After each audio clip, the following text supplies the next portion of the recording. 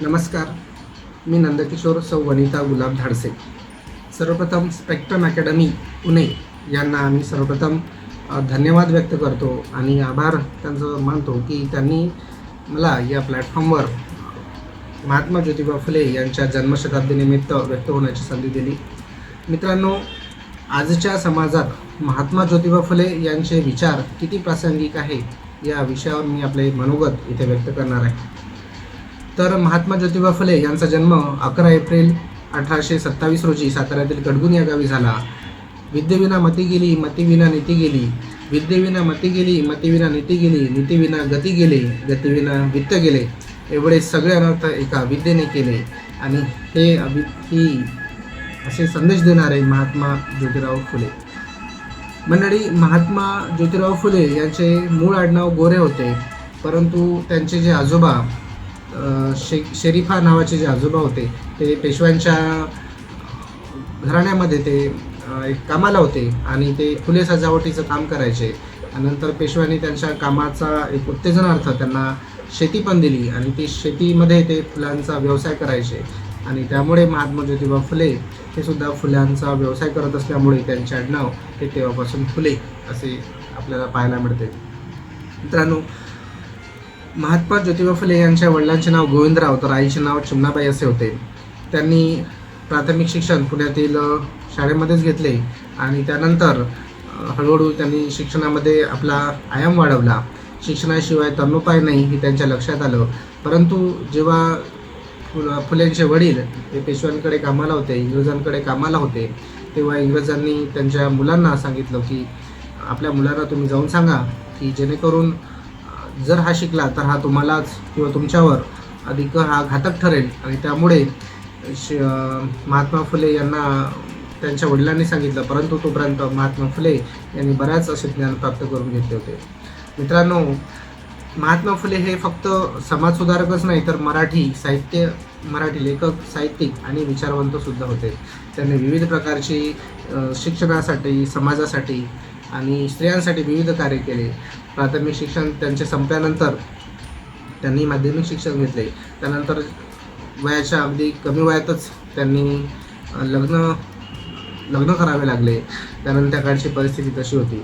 परंतु मित्रांनो, ही परिस्थिती जरी असली तरी महात्मा फुले हे नेहमी आपल्या विचारांना सकारात्मक ठेवायचे आणि ते त्या दिशेने कोणी पाऊल उचलणार नाही किंवा बालविवाह प्रथा असे कोणी पाळणार नाही याकडे त्यांनी पूर्णपणे लक्ष दिले होते. सर्वप्रथम फुलेंनी शिक्षणाचे महत्त्व जाणले आणि त्यामुळे शिक्षणाचे महत्त्व जाणल्यामुळे त्यांनी प्राथमिक शिक्षण सर्वांना मोफत आणि सक्तीचं करावं हे त्यांच्या लक्षात आलं आणि त्यांनी तसा प्रस्तावसुद्धा राणीसमोर सादर केलेला होता. त्यानंतर मुलींना शिक्षणाचा बाळकडू पाजण्यासाठी त्यांनी पुण्यात महिलांसाठी पहिली मुलींची स्वतंत्र शाळा सुरू केली 1948 मध्ये आणि त्यानंतर हळूहळू 2-3 शाळा त्यांनी सुरू केल्या. परंतु या शाळांचा कारभार पाहण्यासाठी त्यांच्याकडे व्यक्ती नव्हते आणि म्हणून त्यांनी सर्वप्रथम आपल्या पत्नीला म्हणजे सावित्रीबाई फुले यांना साक्षर केलं आणि त्यांना आपण भारतातली पहिली मुख्याध्यापिका किंवा स्त्री शिक्षिका म्हणून त्यांना ओळखत असतो. मित्रांनो, बालहत्या प्रतिबंधक गृहाची सुद्धा त्यांना स्थापना केली. समाजामध्ये अनिष्ट प्रथा खूप वाढलेल्या होत्या आणि त्या प्रथांना कुठेतरी आळा घालण्यासाठी, बालहत्या रोखण्यासाठी त्यांनी प्रतिबंधक गृहाची स्थापना केली. त्यानंतर विधवा पुनर्विवाह केला. विधवा पुनर्विवाहाला मान्यता दिली. समाजामध्ये जरट विवाह खूप मोठ्या प्रमाणात वाढलेले होते आणि त्या जरट विवाहामुळे मुलींचे वय कमी असायचे आणि पुरुषांचे वय जास्त असायचे आणि त्यामुळे पुरुष ऑब्वियसली जास्त वयाचा असल्यामुळे तो काही कालांतराने मरण पावायचा आणि ही बालविवाह असल्यामुळे ही मुलगी अगदी कमी वयातच ती विधवा व्हायची आणि त्यामुळे अशा विधवांसोबत पुन्हा लग्न कोणी करत नव्हते. आणि त्यामुळे महात्मा फुले यांनी विचार केला की ह्या मुलींना सुद्धा नवीन जीवन जगता यावं, नवीन आयुष्य जगता यावं, यासाठी त्यांनी विधवा पुनर्विवाह यासाठी खूप असे प्रयत्न केले. मित्रांनो, आजच्या समाजात आपण पाहतो एखादी विधवा स्त्री जरी असली तरी आपण त्यांच्याकडे बघण्याचा दृष्टिकोन हा वेगळा असतो आणि त्या वेगळ्या दृष्टीने आपण पाहत असतो. परंतु खरंच महात्मा फुलेंचे तेव्हाचे विचार आजच्या या समाजाला खरंच कुठे लागू होते का आणि हे लागू व्हायला पाहिजे त्यासाठी आपण काय प्रयत्न केले पाहिजे याकडे आपल्याला खूप अभ्यास करण्याची गरज आहे. मित्रांनो, महिलांचे शिक्षण हे आत्ता आपल्याला वाटतं महिलांना आरक्षण 33% आरक्षण मिळालेलं आहे किंवा 50% आरक्षणसुद्धा मिळालेले आहेत असं आपण म्हणतो. परंतु खरंच महिला जागृत आहे का? काही ठिकाणी अजूनही पाहतो आदिवासी खेड्या भागांमध्ये अजूनही महिला शिक्षणामध्ये त्यांना आवड नाही किंवा शिक्षण दिलं जात नाही. काही चूल आणि मूल एवढ्यापुरतंच आजही आपण मर्यादित ठेवलेलं आहे. परंतु तेव्हाच्या काळात महात्मा ज्योतिबा फुले यांनी विचार केला की जर स्त्री शिकली तरच समाज पुढे जाईल आणि देशाचा सुद्धा विकास होईल, आणि म्हणून त्यांनी महिलोन्नती किंवा महिला शिक्षणाला त्यांनी विशेष योगदान दिलं. त्यानंतर समाजामध्ये खूप अशा अनिष्ट प्रथा होत्या. महार मांग आदी लोकांना समाजामध्ये योग्य वागणूक मिळत नव्हती. त्यासाठी महात्मा ज्योतिबा फुलेंनी आपल्या घरातील पाण्याचा हौद त्यांच्यासाठी सुरू केला आणि त्यामुळे समाजातील सगळ्यांना मोफत पाण्याची सुद्धा त्यांनी व्यवस्था केली. मित्रांनो, 2 प्रसंग सांगतो आणि आपल्या जीवनाला कलाटणी देणारे हे 2 प्रसंग नक्कीच आपल्याला प्रेरणादायी ठरतील. या प्रसंगी जेव्हा महात्मा फुले यांना त्यांच्या ब्राह्मण मित्रांच्या लग्नाचं निमंत्रण आलेलं होतं आणि त्या निमंत्रणामध्ये महात्मा फुलेसुद्धा त्या लग्नाला गेले होते.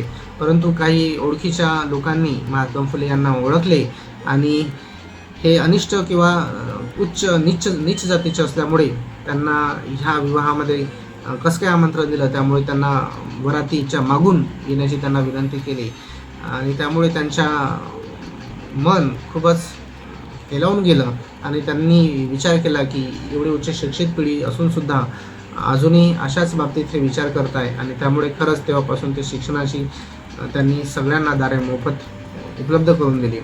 त्याचप्रमाणे महात्मा फुले झोपलेले असताना काही ब्राह्मणांनी काही मारेकरी त्यांना मारण्यासाठी पाठवलेले होते. परंतु मग जेव्हा फुलेंना जाग आली तेव्हा ते मारेकरी त्यांना लक्षात आले आणि मग ते बोलले की कोण आहात तुम्ही, काय काम आहे. तर मारेकरी बोलले की तुम्हाला यमसदनी पाठवायचं आहे आणि त्यामुळे आम्ही तिथून आलेलो आहे. मग महात्मा फुलेंनी विचार केला की जर मला मारून तुम्हाला काय फायदा होणार आहे. तर ते म्हटले की आम्हाला 1000 रुपये मिळतील. अच्छा, तर मग जर खरंच तुमचा जर फायदा होत असेल तर मला नक्कीच तुम्ही मला मारून टाका. आणि तसंही मी जे काही कार्य करतोय ते तुमच्यासाठीच करतोय.